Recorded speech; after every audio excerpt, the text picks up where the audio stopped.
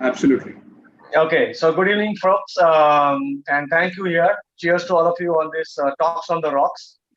Yes. Um, as a disclaimer, as you guys know, I'm not from the field of education, so I'm not going to second guess on what the education should be all about, and I'm not going to be prescriptive, nor am I going to run down the educational system that we have. But what I am going to do is to leave you guys with a thought for the day. So if somebody was to ask me that is the current education system wrong, my answer would be an emphatic no. But I would say that there is definitely a room for improvement. So consider this. America is a melting pot, a very competitive society embedded in the capitalistic way of doing things where it is survival of the fittest. And in such a society, the successful Indian, the famous NRI, who sits at the helm of the American affairs, has to be about the age of 45 and above. And this particular NRI who was successful and envy of the rest of the world, who outwitted everybody else, had his formative years in India. This Indian had Indian schooling and had Indian graduation, and then perhaps went there for masters or MBA. What I'm trying to say that you are done for by the age of 21, and up to the age of 21, this Indian is a product of the Indian education system. So it seems to me that while education may or may not be fully complete, there seems to be a learning which is happening somewhere around this institution of learning, and that is what Sanjay was alluding to. So it is true that if education only brings about a mass production of robots or hollow-headed humans, then an army of educated people will not be learned, and it is only learned people which are of much utility. As for me, I would like to use myself as an example. I am a prototype and a product of a business. I'm repeating, a business known as the American education. And trust me, America too produces complete robots or incomplete human beings. They have a president right now who's sitting at the helm of the affairs, and now who is the product of the American education system. And compare that with a person over here who's ruling this country, is a product of a municipality school who left home at 17 to work with the people into social service and wandered about and got his learnings on the street. Of course, many years later, he did complete his education through correspondence course because he probably had a hunch that many years later, perhaps the chief minister Delhi might ask him for that piece of paper. But coming back to a more serious, my education, I don't give credit to my little success through the classroom education I got in the university.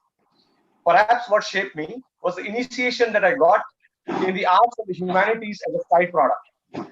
The joint product, the project work which I did with my colleague late into the night, or the group discussion between the class, or the Dhamal and Masti in the dorms, in the co-ed dorms, I should say, and of course the on-campus life and the on-campus jobs, that all collectively helped me discover what is my wealth-creating DNA. The classroom is just incidental, whether it is Indian or American. It seems that something is happening around the classroom or outside the classroom, but classroom is there, but not for the intended purpose. And so it is not the classroom and not even, in fact, the teacher, unless, of course, he or she is, is stirring a sense of curiosity and leaving us with a feeling of yearning for learning, making us go out in quest, asking the right question rather than seeking the only answer. So it begs the question, is a formal college education necessary? Or can we just go about with an e-learning or e-knowledging ourselves?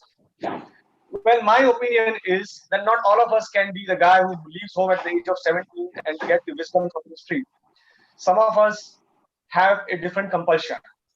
And therefore, I say that learning through the computer has huge limitations. After all, you can only get so much soaked by watching the video of a Niagara Falls.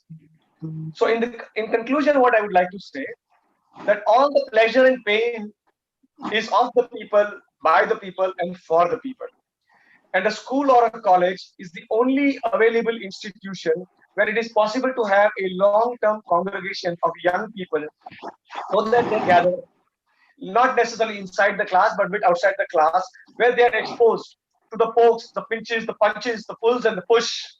And it is in that they get the behavioral science as a byproduct, because at the end of the day, real world comes from outside the syllabus, and there we have to either fight, flee, or fudge in between. Success, as we all know, has inherent risk with it, and it is a risk-taking skills that we learn over there. So the University of Hard Knocks is somewhere around the classroom, not necessarily in the classroom, as life is shot at us at the point blank range. Okay, so having said that, I am now at this stage wanting to thank the panelists over here, as well as the committee for selecting me to speak here. Because what I am speaking is from a domain of feeling. I don't have a certificate. I am from education. I'm merely expressing a feeling, and someone felt that my feelings are adequate enough. I thank the committee for selecting myself and the other co-speakers. And in that, what I want to say is that there is feelings, the positive feelings have to be nurtured and honed by the institution beyond the university.